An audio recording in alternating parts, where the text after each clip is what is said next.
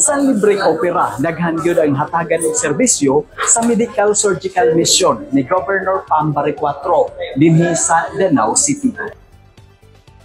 Sa minor operating room, nagpakaisog si Tatay Zacarias Monte, 61 anyos, taga Barangay Danasan, Danau.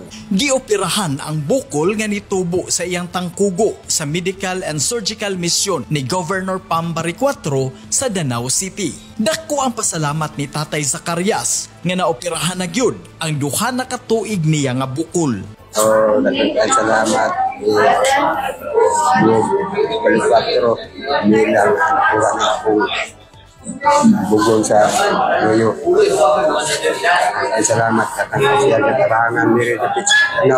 Nakahilak sa iyang kalipay dihang naapil sa libre nga opera si Arabel Antipuesto Binabayi, taga Barangay Mulaw, lungsod sa Liloan. Tulo na katuig nga nabantayan ang iyang guiter, apanwa siya'y kwarta nga ikabayad sa operasyon. Dako niyang pasalamat sa libre nga operasyon nga gipahigayon sa Cebu Provincial Hospital sa Danau City. Nagpasalamat mi kay naabot mi diri karon kay kanang wala may kanang kwarta nga kapaw pila ba.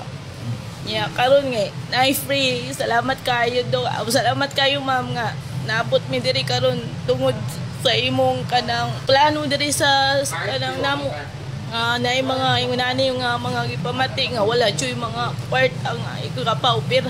Sa paghatag og serbisyong medikal sa mga Subuanon, si Governor Pambari 4 ang nangusog sa pakig-alayon sa mga pribadong hospital aron ipahigayon ang medical and surgical mission sa Cebu Provincial Hospital sa Danau City. Gusto sa gobernador nga mahatagan og libre nga medikal nga serbisyo ang mga Subuanon nga way ikabayad sa pagpaopera. What can I say?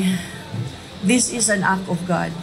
We are all brought together this morning. This is a very overwhelming and heartwarming event karon, no? I'm really speechless for what's going on right now. Naghiusa ta tanan private ug public sector na andiri karon. Nakita na to ang suporta gyud ninyo mga doctors at mga volunteers. This according to Elise, no, this mission is just a start and more to come. Padayon ta sa pag-alagad sa katawhan, padayon ta sa atong pagserbisyo. Kay kini atuan ni ang Subo. I am just the facilitator here. My job is to promote the general welfare of the province of Cebu. Kamo ang mga eksperto.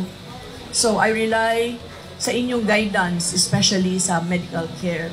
Ang Cebu Provincial Government naningkamot sa pagpalambo sa serbisyo sa mga pampublikong ospital. You know, we intend to do this long term and more of this in the future. So, salamat kaayo and expect na we will do everything on our end sa Cebu Province to put forth the efforts on healthcare. So, salamat kaayo sa inyong tanan. Manginlabot magpakabana tungod kay ato ang Sugbo. Monching Auxtero, Sugbo News.